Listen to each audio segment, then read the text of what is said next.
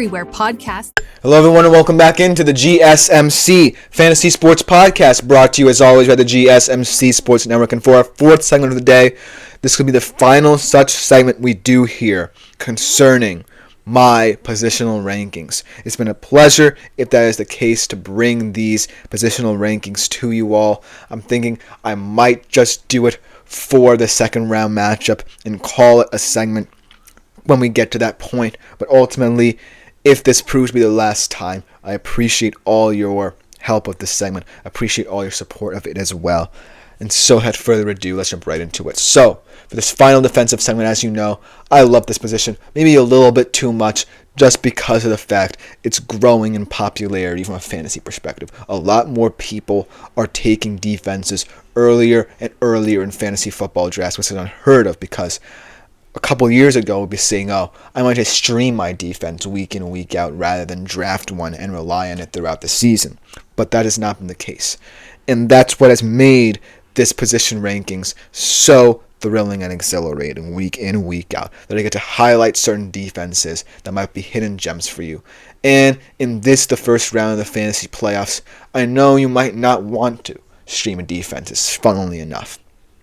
But if you are in that position, then I do feel like these four defenses, no matter how good or bad you think they are, in terms of matchups this particular weekend, might just help you out and be the difference in your first round matchup. So without further ado, let's jump right into it. Starting off with a defense that kind of has underwhelmed this year, but I know has the talent, has the players, has the stamina, more importantly, to win a matchup like this against a team on the downward slope. Let's talk about the Raiders going up against the Falcons here. And I love this Raiders defense from the bottom of my heart just because of the motor it has. Antonio Pierce, not for nothing, no matter how bad of a football coach you think he is, has given this defense a reinvigoration. And I do feel like it stems from the play of a guy like Max Crosby, who was the heartbeat of that defensive unit.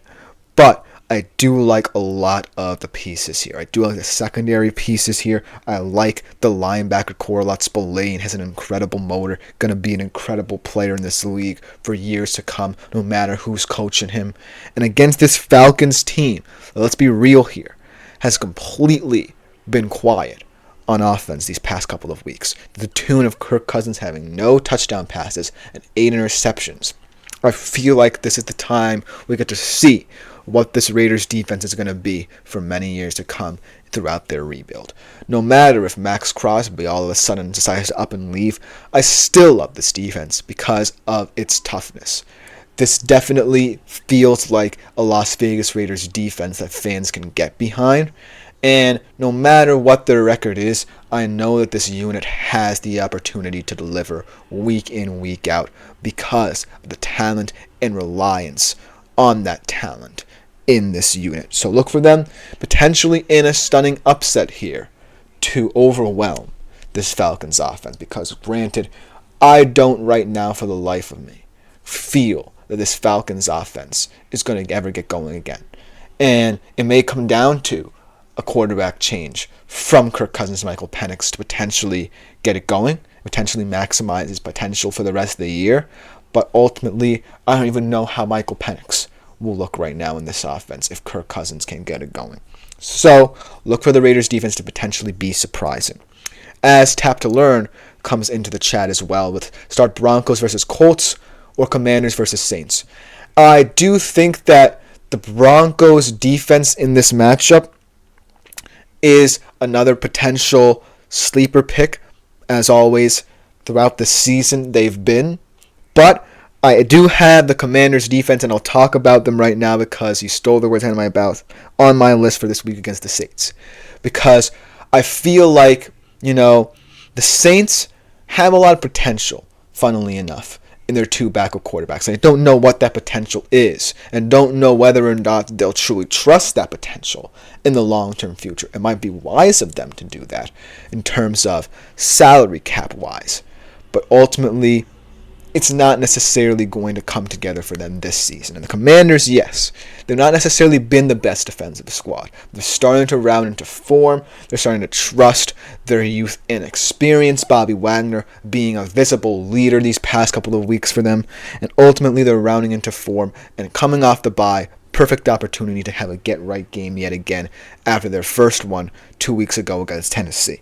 So I do think the Commanders are a viable option, but thank you for bringing up the Broncos as well, because, as always, they have been a surprising defense to rely upon from a fantasy perspective this season.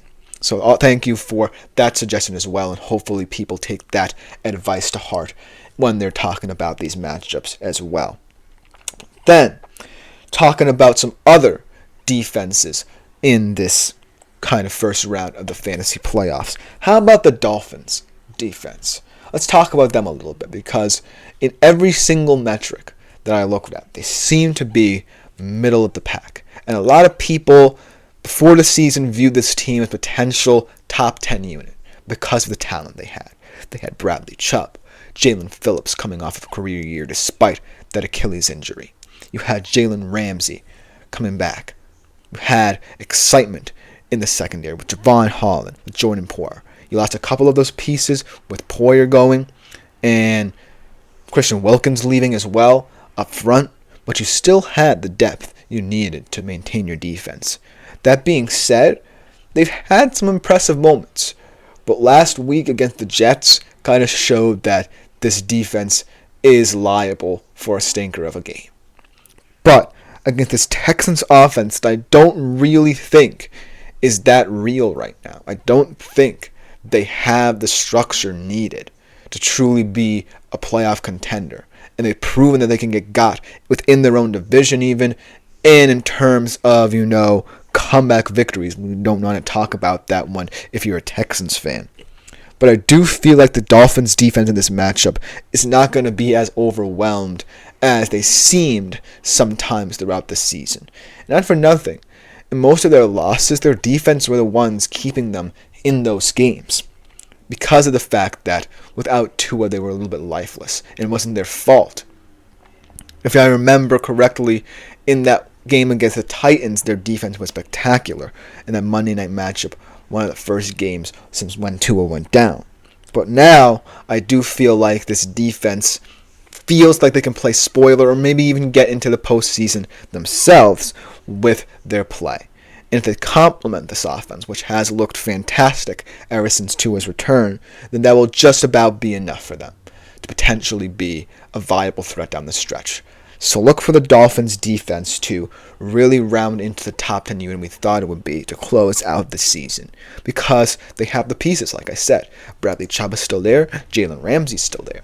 So it's just about coalescing and, most importantly, complementing the best of what this offense can do. And the final defense I want to highlight, we've highlighted this defense for many weeks now as one of the most underrated defenses in the league. This is my potential long shot of the week, and they've been one of my long shot picks week in, week out. My deep sleeper of the season, potentially. One defense that I've always loved highlighting week in, week out. The Tennessee Titans. The number one pass defense in the National Football League, going up against one of the best passing offenses. The best pass offense in the National Football League against the Bengals. It is the toughest matchup they'll ever face this season, but I do feel like in terms of how they can attack this Bengals offense, it's going to come down to how you pressure Joe Burrow. If you can't generate pressure on Joe Burrow, then chances are you can get shredded. But if you get consistent pressure with your front seven, consistently get pressure on Joe Burrow, force him out of structure, then maybe you can generate plays. Much like what the Dallas Cowboys did this past weekend, where they did force Joe Burrow to win the game with his legs and with scrambling abilities. So, with this defense, yes, there have been moments where they've shown vulnerability if key pieces are not there or injured, like with Jarius Sneed. He was a big part of the success of that pass defense early on. If that shows through in this one, then I could look very wrong right here. But ultimately, when I look at this Titans defense and what they've been able to do with this kind of moribund offense they have to complement. They've really, really overachieved this season to the point where they're looking like a defense that, once the offense gets a little bit more competent and reliable, can truly complement this Tennessee Titans team's future. Because I feel like it's worth investing in a unit that is showing this much heart when you're this bad. And so that's why this Titans defense just enthralls me so much this season especially. Because they weren't expected to be this dominant. But this team really can improve next season if they choose to invest correctly. I don't necessarily know if that means relying on Will Levis for another year or tapping into the draft, no matter how horrible this quarterback class looks outside of Sanders and Ward. But I do think there's potential to be had in this football team. And so I've always wanted to highlight the unsung heroes of fantasy, and the Titans defense has been one of them all year long, and it will continue, hopefully, for many years to come as they rebuild their team. But ultimately, I hope you guys have enjoyed this defense and special teams rankings. It's been one of my favorite positional rankings to do week in, week out, just because I love the defensive position. From a fantasy standpoint, gonna get the respect it continues to deserve. But coming up to conclude today's show, unlike other times where I preview the Sunday Night Football game, even though it involves my team this week, I'm looking at another NFL awards race, another exciting one at that. My Offensive Player of the Year odds here. There's some of the 5 betting favorites for this award, potentially a quote-unquote pity award. We'll talk about what that potentially means when we come right back after this short break.